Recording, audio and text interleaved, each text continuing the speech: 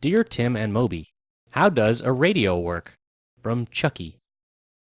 Well, Cadmon steps up to the plate.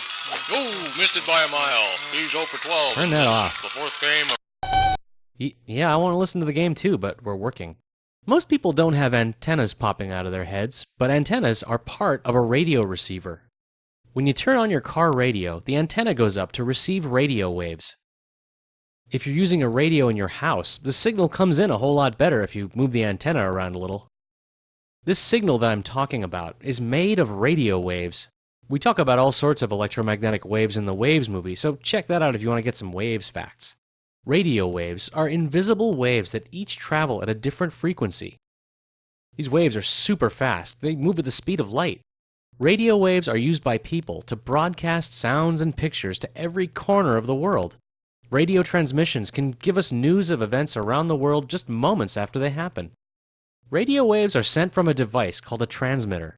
Hello, a microphone translates sounds into electrical signals. These signals are used to change or modulate a carrier wave. The carrier wave determines where you'll find the signal on your radio dial. The combined signals are amplified and sent into the air through an antenna as radio waves. Once the transmitter has released a signal, you can pick it up using a receiver.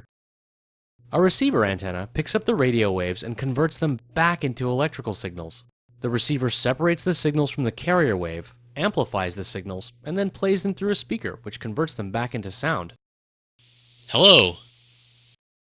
You've probably heard of AM and FM radio, but have you ever wondered what those initials stand for? AM is amplitude modulated, meaning that the signal is measured by its amplitude or height. AM waves are long and shallow, making them low-frequency waves. FM is frequency modulated, meaning that the signal is measured by its frequency or the number of waves per second. FM waves are high-frequency waves that have a short wavelength. So how do these waves travel from one part of the world to another without flying off into space? There's a part of the Earth's atmosphere called the ionosphere that stretches from 50 to 80 kilometers above the Earth's surface. Low-frequency radio waves can travel to distant lands by bouncing off the ionosphere. Short waves can travel longer distances by bouncing off a higher point in the ionosphere.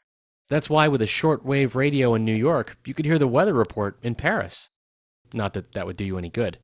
Some very low-frequency waves travel straight through the atmosphere without needing to be bounced.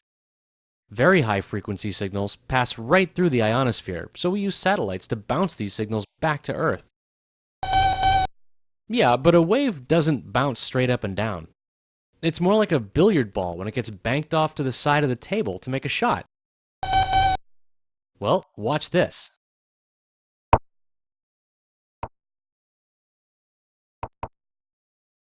If you could just pretend that went in, that would be great. Thanks. So, when you tune your radio to, say, 95.7 FM, that means your radio is listening for radio carrier waves with a frequency of 95.7 megahertz, or 95.7 million waves per second.